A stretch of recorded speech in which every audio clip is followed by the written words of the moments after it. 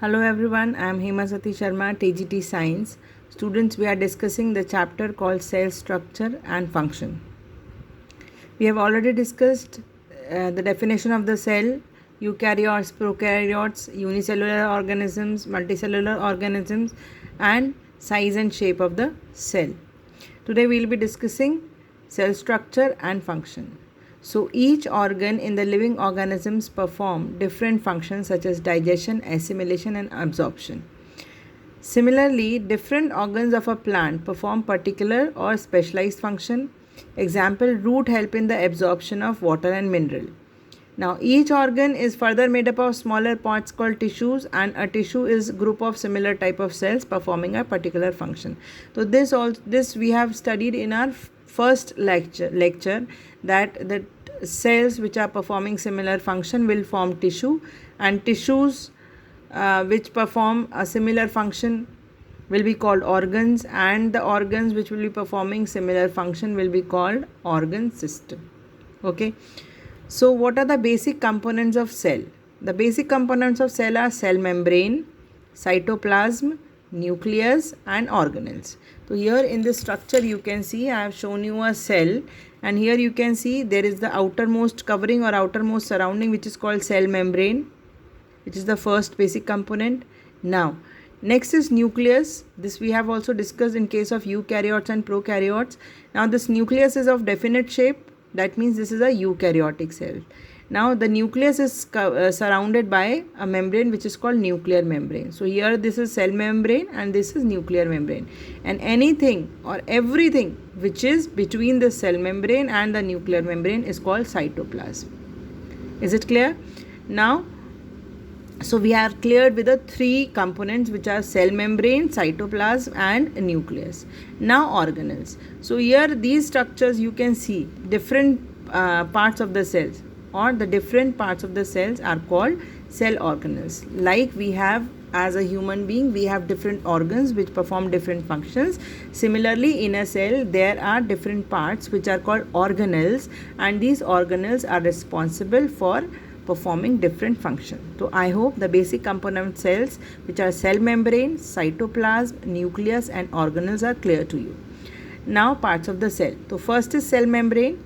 The cytoplasm and nucleus are enclosed within a cell membrane, also called the plasma membrane.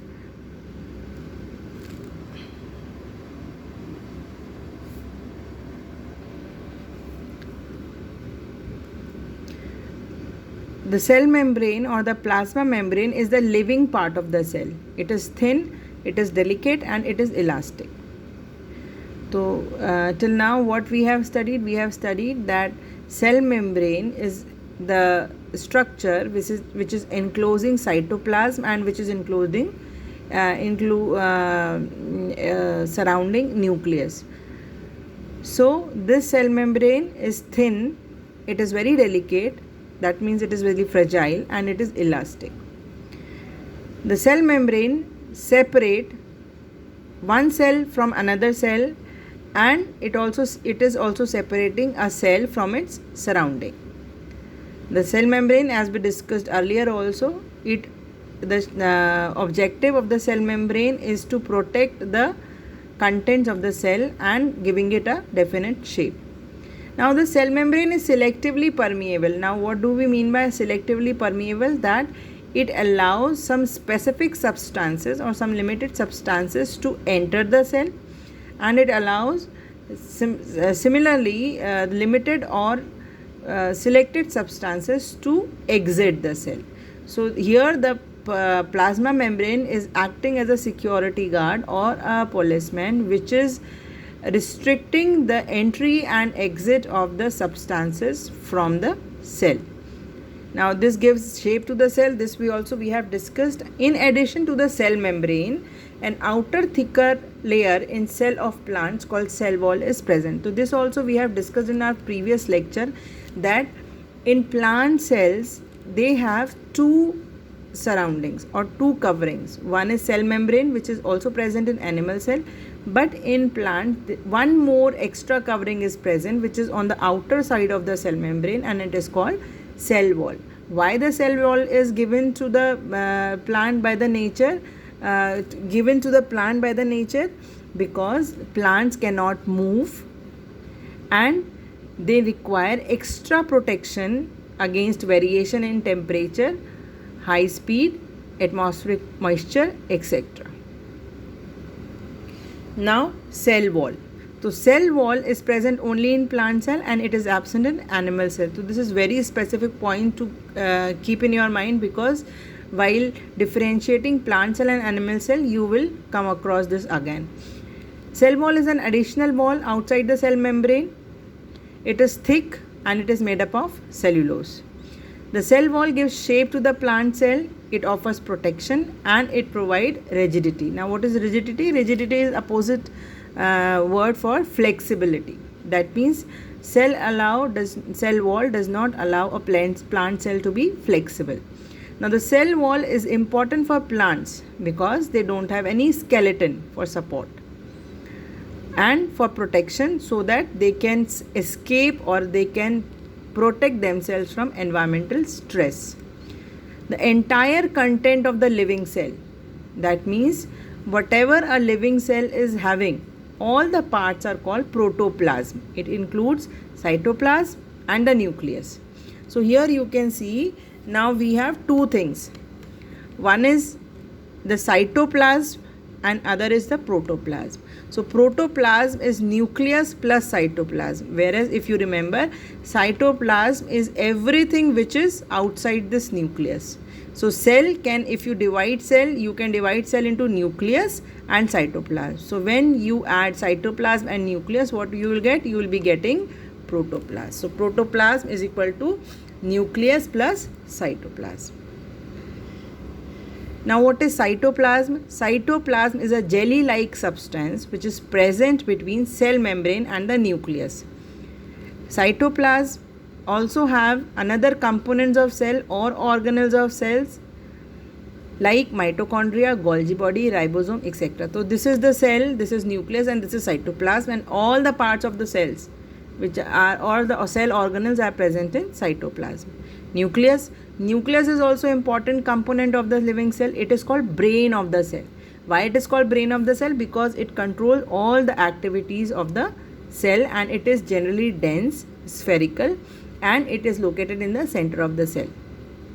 Nucleus can be seen easily if you observe it under microscope.